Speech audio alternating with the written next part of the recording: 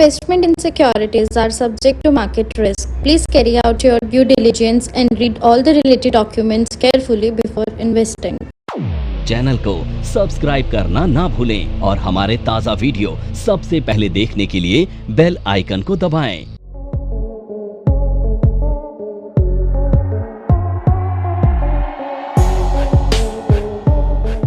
अब ये है मास्टर्स। अगर आप मान लीजिए 1 अप्रैल 31 मार्च 25 तक आप किसी और सॉफ्टवेयर में काम कर रहे थे या टैली में ही काम कर रहे थे, लेकिन आप चाहते हो कि इसका ट्रायल बैलेंस उसके ट्रायल बैलेंस से अलग हो जाए, क्योंकि उसमें बहुत पुराने लेजर है जिनमें आप काम ही नहीं होता, वो बेकार में बल्कि बना मेरे डाटा को बल्कि बना रहे, तो आपको सारा ट्रायल बैलेंस फॉरवर्ड करना पड़ेगा। बैलेंस शीट की सारी आइटम वो फॉरवर्ड करनी पड़ेगी। पे आपकी कैपिटल कितनी है 31 मार्च 25 को, क्रेडिटर्स कितने हैं, लोन कितने हैं, वो सारे फॉरवर्ड करना पड़ेगा। तो आप क्या करो, क्रिएट पे जाओ, लेजर पे जाओ, यहाँ पे लिखो, इसे कहते हैं बैलेंस शीट फॉरवर्ड करना। ग्रुप, ये लिस्ट दी है, लिस्ट ऑफ ग्रुप, तो लिस्ट ऑफ ग्रुप में से ग्रुप आपको सेलेक्ट करने हैं, तो लिस्ट ऑफ ग्रुप में से ग्रुप सेलेक्ट कर लिया। कैपिटल अकाउंट, ये कैपिटल अकाउंट दिया हुआ है। अब इसका एड्रेस डालना है, कैपिटल मिस्टर ए का तो डाल सकते हो, पिन कोड नंबर। यहाँ पे 1 अप्रैल 25 को यानी कि 31 मार्च 25 को लास्ट बाई कैपिटल कितनी थी मिस्टर ए की, मान लीजिए 15 लाख रुपये की कैपिटल थी। अब और भी एक मान लीजिए पार्टनरशिप फर्म है, तो मिस्टर बी की पार्टनर कैपिटल अकाउंट यहाँ पे सीधे ये भी 15 लाख रुपए की कैपिटल है। एक पार्टनर और है, ये कंट्रोल आर से रिपीट कर रहा हूँ मैं, लास्ट कमांड है ना, कंट्रोल आर से रिपीट होती है लास्ट कमांड, तो कंट्रोल आर से आपको लास्ट कमांड आ जाएगी, बार बार लिखना नहीं पड़ेगा। फिर मैं कंट्रोल आर कर रहा हूँ, तीसरा पार्टनर है एन, ए बी एन है ना, ए बी एन ट्रेडिंग, तो mister A, mister B, mister N, तो यहाँ पे आप 15 लाख रुपए की कैपिटल ये आ गई। तो ये कैपिटल आ गई आपके पास 45 लाख रुपए की। ओपनिंग बैलेंस का डिफरेंस दिख रहा है क्योंकि हमने लायबिलिटी साइड ही डाली है, एसेट साइड डाली नहीं। अब मान लीजिए इनके पास बिल्डिंग है, इस फर्म के पास, ये क्या बनेगा, ग्रुप फिक्स्ड एसेट, तो आपको ग्रुप ध्यान रखना है बस। फिक्स एसेट 25 लाख रुपए की बिल्डिंग है। अब आपके पास बैंक का बैलेंस है, HDFC बैंक अकाउंट, बैंक का ग्रुप बैंक होता है ना, ये बैंक का ग्रुप बैंक अकाउंट, सेल्स का ग्रुप सेल्स, परचेज का ग्रुप परचेज, बैंक अकाउंट। यहाँ पर आप अकाउंट नंबर डाल सकते हो जिस बैंक में आपका ये अकाउंट है, IFSC कोड डाल सकते हो, स्विफ्ट कोड डाल सकते हो। ये टैली ने बैंक के नाम दिए हैं। अगर आपको टैली से ऑटोमेटिक रिकन्सिलिएशन वगैरह करनी है तो आपको नाम यहाँ से लेना पड़ेगा। अगर कुछ नहीं करना तो आप यहाँ छोड़ सकते हो, लेकिन अगर टैली से आपको कुछ काम कराना है बैंक से रिलेटेड तो लिस्ट में से नाम यहाँ से लेना पड़ेगा। टैली अपने मतलब के लिए इसी नाम को पढ़ता है ना। तो यहाँ अगर इसका बैंक बैलेंस था मान लीजिए 10 लाख रुपए। अब आपके पास कैश का बैलेंस भी है। कैश बैलेंस, क्योंकि देखो टैली के अंदर क्या होता है, कैश का बैलेंस और प्रॉफिट एंड लॉस अकाउंट दोनों पहले से बने आते हैं। तो आपको क्या करना है, अल्टर पे जाना है, लेजर पे जाना है, कैश बैलेंस, देखो कैश का लेजर बना हुआ है, एक कैश लेजर, दूसरा प्रॉफिट एंड लॉस अकाउंट। ये 2 लेजर बाय डिफॉल्ट बने होते हैं टैली के अंदर, इसमें आपको बनाने नहीं थे। तो कैश का बैलेंस डालने के लिए आपको करना क्या पड़ेगा, अभी आप थे क्रिएट वाले बटन पे, इस पे अब आपको अल्टर पे आना पड़ेगा, वहां से बाहर लेजर कैश, यहाँ पे सीधे ओपनिंग बैलेंस डाल दो। मान लो कैश का बैलेंस है 10 लाख रुपए का, ये कैश का बैलेंस डाल दिया 10 लाख रुपए का, काम खत्म। ये आपके ऊपर देखो बैलेंस शीट मैच हो गई, 45 लाख की लायबिलिटी थी, 45 लाख की एसेट डाल दी, आपने डाल दिया। अब आपको क्या करना है, आपको एंट्रियाँ करनी है। मान लीजिए एंट्री करने के लिए आपको क्या करना है, ये रहा वाउचर एंट्री ट्रांजेक्शन। ये ट्रांजेक्शन, ये देखिए ये मास्टर चेक था, मास्टर क्रिएट करे, मास्टर में कोई चेंज करना है, ऑल्टरेशन से करा। मान लीजिए जो हमने ये लेजर बनाए हैं अभी, मान लो मुझे इसमें HDFC बैंक लिमिटेड लिखना है, तो HDFC बैंक लिमिटेड लिखने के लिए मुझे क्या करना पड़ेगा, मैं ऑल्टर पे गया, लेजर पे गया, अपने मास्टर को सिलेक्ट करा, HDFC बैंक लिमिटेड अकाउंट। और हो सकता है कभी कभी किसी कंपनी के सेम बैंक में 2 या 2 से ज़्यादा अकाउंट भी हो जाते हैं, है ना। नमस्कार दोस्तों, मैं नेहा।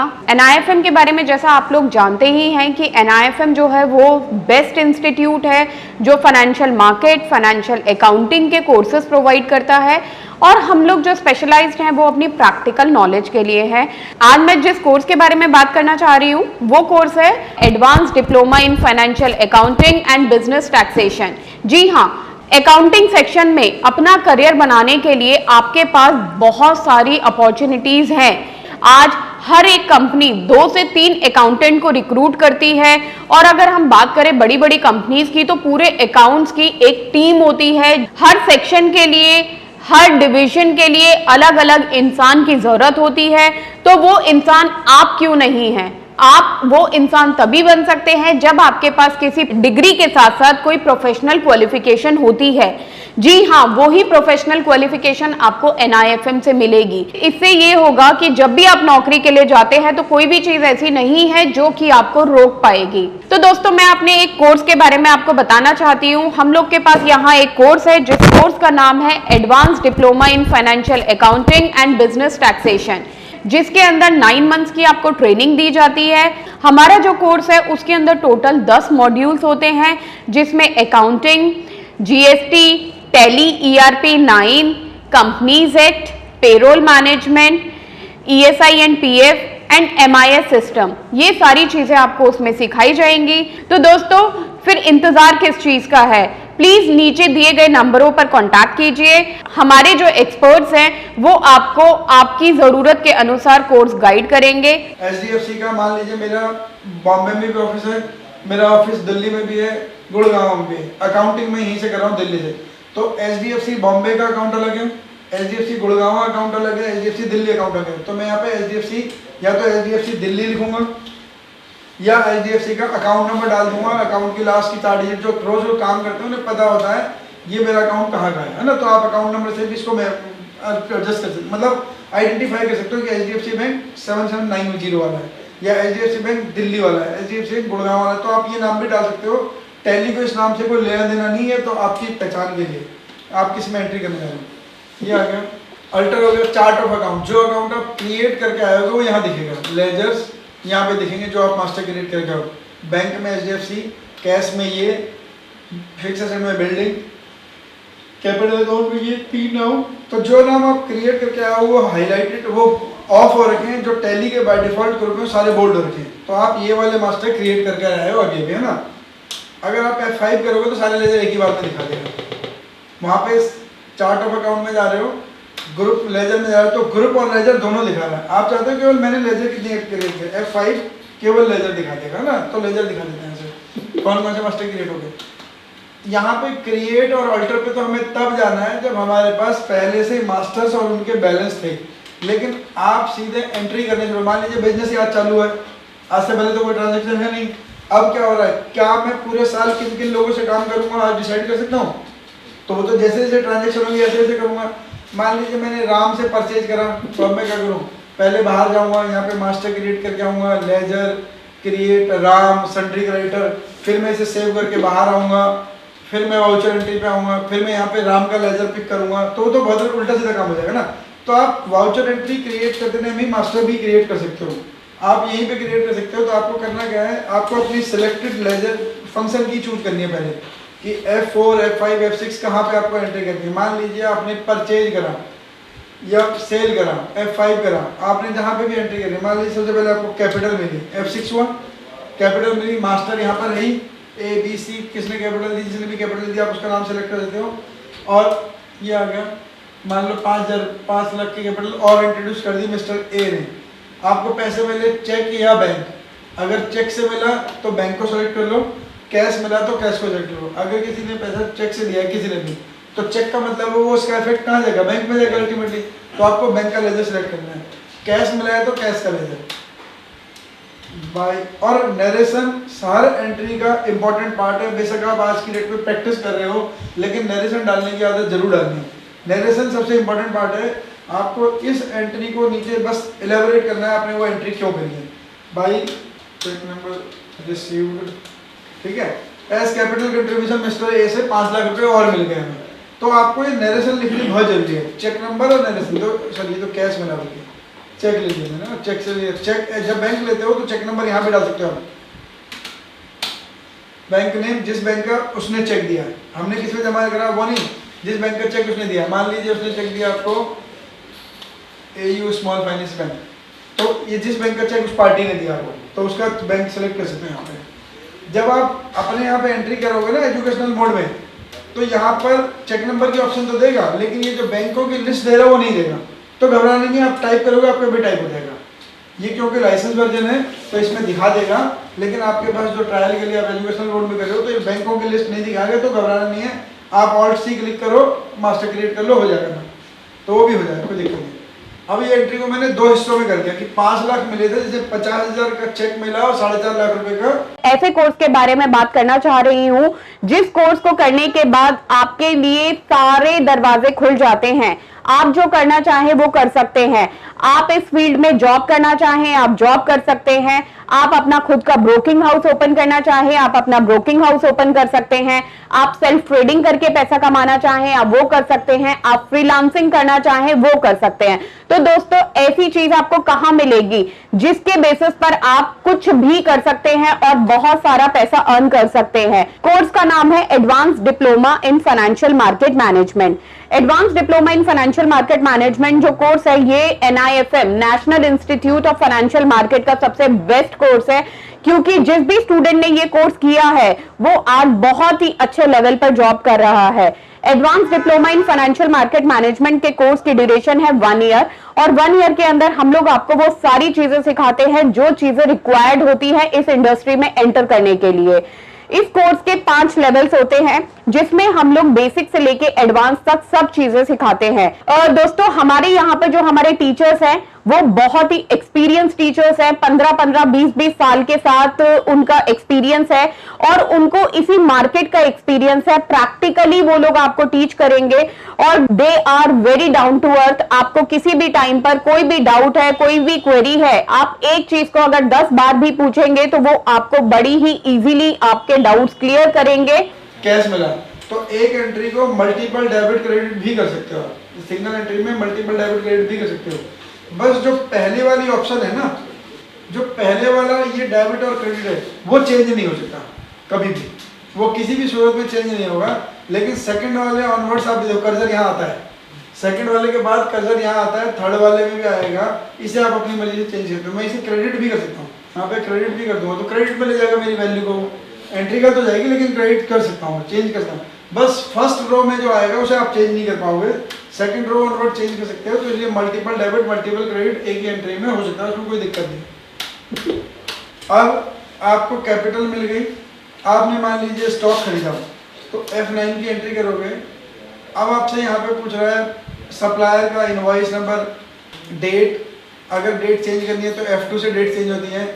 आपके पास जो एजुकेशनल मोड है वो आपके पास 1 तारीख, आपका जो एजुकेशनल मोड है टैली आपको वो 1 तारीख को, 2 तारीख को और 31st ऑफ एवरी मंथ, जिस महीने में 31 तारीख आती है उसी महीने की इन 3 डेटों में एंट्री करने की परमिशन देगा। लेकिन एंट्री ऑलमोस्ट सब हो जाती है, तो आपको तो एंट्री की प्रैक्टिस ही करनी है ना। आपने जब रियल टाइम कभी अपनी प्रैक्टिस शुरू करोगे तो लाइसेंस खरीद भी लोगे, उसमें कोई दिक्कत नहीं। तो अभी आपको सीखने के लिए लाइसेंस खरीदने की जरूरत नहीं है, टैली फ्री में इंस्टॉल हो जाता है, कोई प्रॉब्लम नहीं है, आराम से इंस्टॉल कर सकते हो। और एजुकेशनल बोर्ड में सब तरह की एंट्रियाँ होती हैं, उसकी भी चिंता नहीं है। लेकिन बस डेट की रिस्ट्रिक्शन है 1, 2 और 31। अगर टैली सब तरह की एंट्री हर आदमी को करने दे फिर कोई लाइसेंस खरीदेगा हिंदुस्तान में? फिर तो कोई खरीदेगा नहीं, टैली तो सेवा करता रह जाएगा। तो इसलिए 1, 2 और 31 को एंट्री करने की परमिशन है। ये 3 डेटों में आप एंट्री कर सकते हो, एंट्री सब कर सकते हो, एंट्री में कोई दिक्कत नहीं है। तो आपने अगर परचेज करी है, स्टॉक अब आपके पास है नहीं, इसमें बुक्स में आप स्टॉक मेंटेन कर नहीं रहे हो, तो आप ये क्या करोगे, इसे एज वाउचर रिकॉर्ड करोगे। जब आप स्टॉक ऑन करके आओगे ना तो 3 हो जाएंगी, अकाउंटिंग इनवॉइस, इन्वेंट्री इनवॉइस और एज वाउचर। तो अब इन्वेंट्री इनवॉइस बंद है क्योंकि मैं पहले ही F11 से बंद करके आ गया हूँ। हम बाहर ही इन्वेंट्री बंद करके आ गए ना, तो इन्वेंट्री से रिलेटेड कोई ऑप्शन नहीं दे रहा। अगर मैं उसे ऑन कर दूंगा, देखो इसे मैं यस कर दूंगा, तो अब करो Ctrl+H, तेरा आइटम इनवॉइस, अकाउंटिंग इनवॉइस और एज वाउचर। तो अब ये बार बार मेरे से आइटम का नाम पूछेगा, आइटम का नाम बताओ, क्वांटिटी बताओ, रेट बताओ। तो अभी इनिशियल स्टेट में हमारे पास ये चीज़ें है ही नहीं, हम तो बेसिक एंट्री करने जा रहे हैं, तो इसे मैं इसलिए F11 से बंद नहीं कर देता हूँ। नो, अब देखो वाउचर एंट्री करो F9, तो अब आपके पास ये अकाउंटिंग इनवॉइस है और वाउचर है, तो हम इसे एज वाउचर करें। अकाउंटिंग इनवॉइस कब करते हैं? जब हमें सर्विस की एंट्री करनी हो और GST का इनपुट के लिए, तो हमें अकाउंटिंग इनवॉइस में जाकर एंट्री करें। नॉर्मल परचेज हम F7 यहाँ से कर रहे हैं, F9 से। Alt+C, जब मैं परचेज करता हूँ तो पार्टी का अकाउंट क्रेडिट होता है, परचेज अकाउंट डेबिट होता है, तो वो क्रेडिट ही पूछा है वैसे CR। Alt+C, यहाँ पर आप इसका नाम, इसका एड्रेस यहाँ पर डाल रहे हो ना। ध्यान रखना, जब आप मास्टर क्रिएट करोगे तो यहाँ पे जो नाम लिखा ना नेम और एलियास, यहाँ पे मिस्टर मिसिस श्रीमान श्रीमती कुछ नहीं लगाना है, क्योंकि अगर मिस्टर मिसिस श्रीमान श्रीमती लगोगे हर लेजर का नाम लिस्ट में एम से चालू होगा तो उसे कभी अल्फाबेट नहीं कर पाओगे। मान लो मैंने इसको लिख दिया मैसेज पूनम ट्रेडर्स, अगले वाले को लिखा मैसेज डी के ट्रेडर्स, अगले वाले को लिखा मैसेज XYZ प्राइवेट लिमिटेड, तो सब कहाँ से चालू हो रहे हैं? एम से, तो अल्फाबेटिकली कभी अरेंज नहीं कर पाओगे। तो यहाँ पे मैसेज मिसिस श्रीमान श्रीमती कुछ नहीं लगाना है, आप चाहो तो यहाँ लगा सकते हो, ये मेलिंग एड्रेस पे यहाँ पे आप लगा सकते हो, क्योंकि प्रिंटिंग के काम पे वो नाम यहाँ से उठाता है। आप यहाँ पे ऐसे लिख सकते हो, मान लो पूनम ट्रेडर्स के 2 ब्रांच हैं एक ही स्टेट में, है ना, यहाँ लिखो तिलक नगर, ये पूनम ट्रेडर्स तिलक नगर वाला, तो यहाँ पर आप खाली पूनम ट्रेडर लिखना चाहते हो तो यहाँ से हटा सकते हो, तो वो और ये दोनों अलग अलग हो सकते हैं। प्रिंटिंग के टाइम पे पूनम ट्रेडर्स यहाँ से लेगा, आपको अकाउंटिंग एंट्री करते हैं यहाँ समझ आ रहा है तिलक नगर वाला है, या आप पूनम ट्रेडर से सेल परचेज दोनों करते हो। बहुत सारी पार्टियां ऐसी होती हैं जिसे हम सेल परचेज दोनों करते हैं, तो जब हम दोनों करते हैं तो ये पूनम ट्रेडर कौन है? मेरा क्रेडिटर, तो आप यहाँ पे ब्रैकेट में डाल दो, क्लियर है। तो अब आपको पूनम ट्रेडर क्रेडिटर या मास्टर में उसकी स्टेशनरी स्टेटमेंट में प्रिंट निकालने की जरूरत है नहीं, यहाँ पे हटा दो, तो वो नाम आपको दिखेगा हमेशा। जब आप परचेज की एंट्री करोगे आपको ध्यान रखना पड़ेगा पूनम ट्रेडर कौन सा उठाया। पहली बात तो पूनम ट्रेडर के सामने 2 लेजर बनाएगा नहीं, अगर आप उसे सेल कर रहे हो तो डेटर का अकाउंट खोलोगे, परचेज कर रहे हो तो क्रेडिटर खोलोगे, और आप as per accounting principle of matching concept, sorry materiality concept, materiality concept के हिसाब से आप डेटर और क्रेडिटर को नेट ऑफ कर ही नहीं सकते। आपको डेटर का बैलेंस अलग दिखाना है, क्रेडिटर का बैलेंस अलग दिखाना है। तो अगर आपने केवल एक पूनम ट्रेडर का लेजर खोला और उसमें सेल परचेज दोनों उसी में कर रहे हो, रिसीट पेमेंट भी दोनों उसी लेजर में कर रहे हो, तो आप गलत अकाउंटिंग कर रहे हो। मटेरियलिटी की कंसेप्ट कहती है आपको डेटर अलग दिखाने हैं, क्रेडिटर अलग दिखाने हैं, लायबिलिटी और एसेट को आप क्लब नहीं कर सकते, बेशक वो एक ही नाम की है तो भी आप क्लब नहीं कर सकते। तो आपको पूनम ट्रेडर्स डेटर भी दिखाना है, पूनम ट्रेडर्स क्रेडिटर भी दिखाना है, लेकिन यहाँ पर आके आपको प्रिंटिंग में ऐसा कुछ नहीं करना। तो प्रिंटिंग में ये वाला हटा दो, उसमें से क्रेडिटर हटा दो, हट जाएगा। तो आप अलग अलग कर सकते हैं। यहाँ पे इस क्रेडिटर का एड्रेस, यहाँ पे इसका पैन नंबर अगर है तो हम जीएसटी इनेबल कर देंगे तो यहाँ पे जीएसटी की डिटेलिंग भी मांगना शुरू कर देगा। अभी हमने जीएसटी ऑफ करके आ गए क्योंकि हम जीएसटी वाली बात अभी सीखी नहीं। तो कंट्रोल ए जहाँ कुछ नहीं करना सेव करके कंट्रोल ए, अन्य से नहीं तरह एंटर मारने पड़ेंगे। तो कंट्रोल ए टू सेव, ये उसका रेफरेंस नंबर जिसके के हमने परचेज करी है। यहाँ पर देखो, यहाँ पे मास्टर क्रिएट करना है तो मास्टर है नहीं हमारे पास लिस्ट में, तो जैसे एंटर मारोगे टैली का कर्सर ऑलरेडी कहाँ है? क्रिएट पे पड़ा हुआ है, तो ऑलरेडी क्रिएट पे करा, नहीं तो आप ऑल्ट सी करके क्रिएट कर सकते हो। परचेज का अकाउंट, परचेज अकाउंट, परचेज का ग्रुप, परचेज ग्रुप, परचेज का group, purchase by bill number 87, ये मैंने इससे परचेज कर ली। अब इसने कहीं पे भी इन्वेंट्री के बारे में पूछा नहीं, क्योंकि हम पहले ही अभी इन्वेंट्री गेटवे ऑफ टैली से इन्वेंट्री बंद करके आ गए थे F11 से। अब मान लीजिए हमने सेल करी, तो सेल में भी again control H as voucher. अगर भूल जाओ तो यहाँ पे आ रहा है कंट्रोल H, चेंज मोड, ये रहा ना, वाउचर एंट्री मोड चेंज करते हैं इसे कहते हैं कंट्रोल H। तो आपने अब मान लीजिए किसी को 10,000 रुपये का सामान बेचा, तो गुड्स बेचने की एंट्री F8 सेल्स में जब सेल्स करते हो तो पार्टी का नाम डेबिट करते हो, ये डेबिट, यहाँ पे पार्टी नाम चाहिए आपको, ऑल्ट सी, इसका ग्रुप बनेगा डेटर, जिसको मैं गुड्स और सर्विसेज बेचता हूँ वो मेरे कौन होते हैं? डेटर। क्रेडिटर्स कौन होते हैं? जिसको पैसा देना होता है। क्रेडिटर की अगर आप क्रेडिटर को ऐसे आइडेंटिफाई करने की सोचते हो कि जिसको मैंने पैसा देना है, तो वो गलत आइडेंटिफिकेशन है। देखो, आपने बैंक से लोन लिया तो बैंक को पैसा देना नहीं देना? तो बैंक को पैसा देना है ना, क्या वो पैसा क्रेडिटर है? बैंक नहीं है ना, बैंक कहाँ पे? लोन में आता है। तो जिसको पैसा देना है वो क्रेडिटर की सही आइडेंटिफिकेशन नहीं है। क्रेडिटर की सही आइडेंटिफिकेशन है जिससे आपने गुड्स या सर्विसेज लिए बाय वट एवर रीजन। आपने कंप्यूटर रिपेयर कराया, मशीन रिपेयर कराई, आपने रॉ मटेरियल खरीदा, जिससे भी आपने गुड्स और सर्विसेज लिए हैं वो आपके क्रेडिटर हैं। पैसे तो ऑब्वियसली देने ही देने हैं, लेकिन आपने लिए क्या है? गुड्स और सर्विस, इसलिए वो क्रेडिटर है। आपने लोन लिया, वो भी तो पैसा देना है, तो वो आपने अगर जिसको आप गुड्स और सर्विसेज दे रहे हो वो आपका डेटर है। तो नहीं तो डेटर को बच्चे कैसे आइडेंटिफाई करते हैं? जिससे मैंने पैसा लेना है ना। अगर मान लीजिए मैंने किसी को लोन दिया है तो पैसा तो उससे वापस लेना है, तो क्या वो मेरा डेटर हो जाएगा? वो मेरा डेटर नहीं है, वो मेरा लोन एसेट्स है। तो आपको क्रेडिटर को आइडेंटिफाई करना है, तो जिससे मैंने गुड्स और सर्विसेज परचेज करी है वो मेरा क्रेडिटर, जिसको मैंने गुड्स और सर्विसेज सेल करी है वो मेरा डेटर है। तो मोहित शर्मा डेटर है। सेम मोहित शर्मा के यहाँ पे मोहित शर्मा का एड्रेस डाल सकते हो अगर आपके पास है तो, यहाँ पे Delhi, pin code number, pan number डाल सकते हो। यहाँ कुछ नहीं है, कंट्रोल ए यहाँ पे बिल नंबर बाय डिफॉल्ट उसने अपने आप ही 1 ले लिया है क्योंकि पहली सेल की एंट्री है। आप ये चेंज भी कर सकते हो, ये बाद में देखेंगे। यहाँ पे सेल्स का लेजर क्रिएट करना पड़ेगा क्योंकि क्रेडिट में सेल्स होगा, सेल्स अकाउंट, सेल्स का ग्रुप, सेल्स, ये सेल्स अकाउंट की एंट्री होगी। ये हो गया F8। अब मान लीजिए आपने इस क्या नाम लेते हैं, मोहित ने आपने मोहित से 10,000 रुपये लेने थे। मोहित ने आपको बोला कि मैं आप अपनी बैंक डिटेल भेजो, मैं आपके अकाउंट में कैश जमा करा रहा हूँ। मोहित ने हमारे बैंक में एबी ट्रेडिंग के बैंक में कैश जमा करा दिया 5,000 रुपये, ठीक है। मोहित से अपने 10,000 के पैसे लेने, अपने बोला बैंक अकाउंट भेजो, मैं कैश जमा करा था। उसने 5,000 रुपये आपके बैंक में कैश जमा करा दी। एंट्री कहाँ होगी? रिसिप्ट में कराओ एंट्री। बताओ, क्रेडिट मोहित शर्मा 5,000 रुपये, डेबिट मोहित ने आपको क्या दिया है? कैश दिया उसने। कैश ही तो जमा करा आपके बैंक में मोहित ने। हाँ, मोहित ने आपके बैंक में क्या जमा कराया? कैश ही तो जमा कराया मोहित ने आपके बैंक में। यानी कि वो ट्रांजैक्शन वर्चुअली एक के अंदर 2 ट्रांजैक्शन है कि पहले आप मोहित से कैश रिसीव करोगे, क्योंकि जब आप बैंक में कैश जमा कराते हो एंट्री कहाँ करते हो? तो कॉन्ट्रा में तो आप ले नहीं गए मुझे, ठीक है ना। लेकिन एंट्री बैंक स्टेटमेंट में क्या दिखेगी? कैश डिपॉजिट की एंट्री दिखेगी। तो एंट्री कहाँ जाने की थी फिर? कॉन्ट्रा में। तो ये 2 एंट्री हैं, एक ही ट्रांजैक्शन है, 2 ट्रांजैक्शन नहीं है। F6 पहले मैंने कैश रिसीव करा फिर जमा कराया, तो यहाँ पे आएगा कैश। क्योंकि मोहित के बुक्स में अगर सेम एंट्री दी होगी तो क्या लिखा होगा? पेमेंट की एंट्री लिखी होगी मोहित ने अपनी बुक्स में। मोहित ने क्या लिखा होगा? ABN trading company debit to cash. उसकी बुक्स में से क्या कम हो रहा होगा? कैश। जब उसकी बुक से कैश कम हो रहा तो मेरी बुक्स में कैश बढ़ना चाहिए ना। तो अब मेरी बुक में कैश बढ़ेगा, तो ये एंट्री कैश की और कॉन्ट्रा की दोनों है। By cash received from invoice number 01 के 5,000 रुपये हमें मिल गए।